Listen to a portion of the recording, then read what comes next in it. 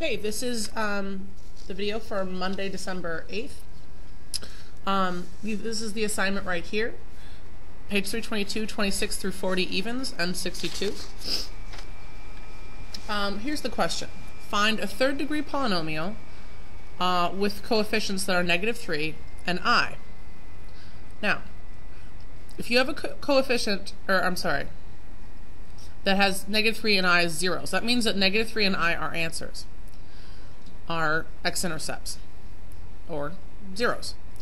Now, it turns out that x equals -3 would be an answer, x equals I would be an answer, and complex number terms come in pairs. So if I is an answer, -I is an answer. Now, these are actually what are called conjugates of one another.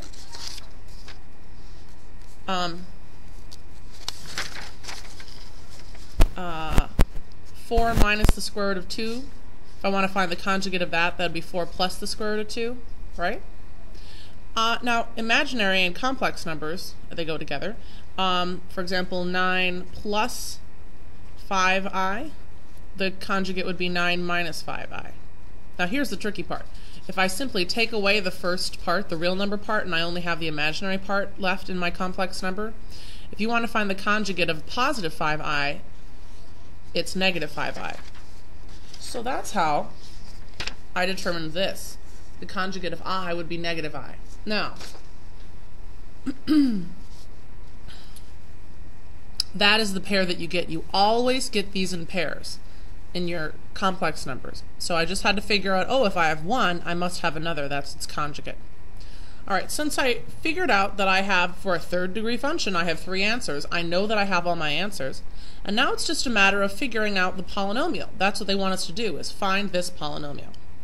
So this is the factor that goes with that solution, this is the factor that goes with that solution, this is the factor that goes with that solution. Why? Because if you set each of these equal to 0 and solve, you get these 3 answers. Now the next step is multiplying everything all together. So I'll multiply these two together by foiling them out. First, outer, inner, last.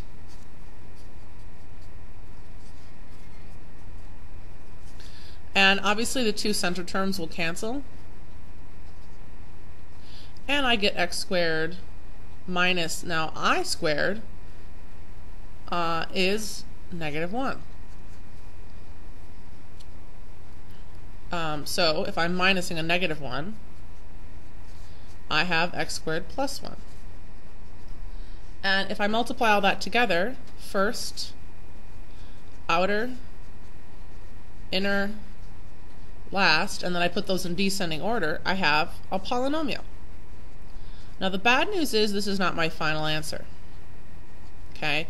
What we've done is we've created a polynomial, but it might have some coefficients that multiply through. So for example, this might all be multiplied by 8, or this might all be multiplied by 10, or this might all be multiplied by -2. What we have basically is the skeleton of the polynomial. We don't have the skin over it, if you don't mind the metaphor. Okay, so basically what I'm saying is, here's my polynomial. F of x equals some number, and in the book they call that a sub n, multiplied through this whole thing.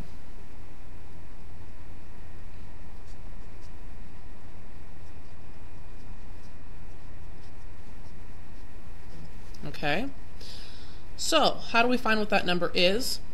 Well, we know that the y value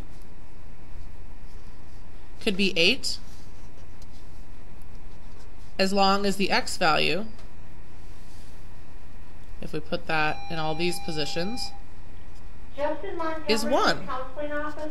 So we can figure out what this missing number is simply by using the fact that we have 1 point on this polynomial, that we know the x and the y. And once we substitute both of those numbers in, we can find our missing number. Okay. So I have 8 equals my missing number times 1 plus 3 plus 1 plus 3 So that is 8. So if I want to find my missing number, think of it like an equation. Divide both sides by 8. And the missing number turns out to be 1. So if I take this 1 and I multiply it by all of this, don't I still have all of this? Well, yes. So it turns out that this bare bones skeleton of a polynomial was actually the real polynomial.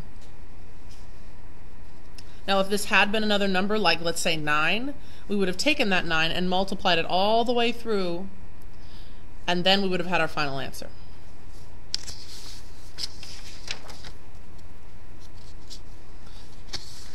Now Descartes' rule of signs says that the number of positive zeros, or positive x-intercepts, so the x-intercepts that are on the right side of the origin, is the same as the number of change in signs of your function. The number of negative x-intercepts is the same as the number of change in signs of f of negative x.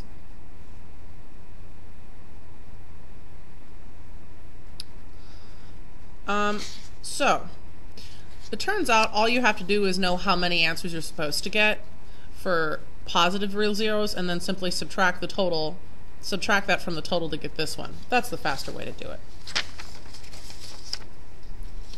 So, second example, determine the number of possible positive and negative zeros of this. So all we have to do is figure out how many zeros we're supposed to have. Well, this is a 4th degree polynomial, so the total number of zeros should be 4. Now, how many changes in sign do we have? Well, it starts out positive. Here's the first change in sign. Changes to negative 1, changes back to positive 2, changes back to negative 3, and changes back to positive 4. So there are 4 changes in sign, which means, according to the Descartes theorem, we have 4 positive real number zeros, or you call them x-intercepts. Well, that's all of them. We don't have any negative ones because they're supposed to be a total of 4 anyway.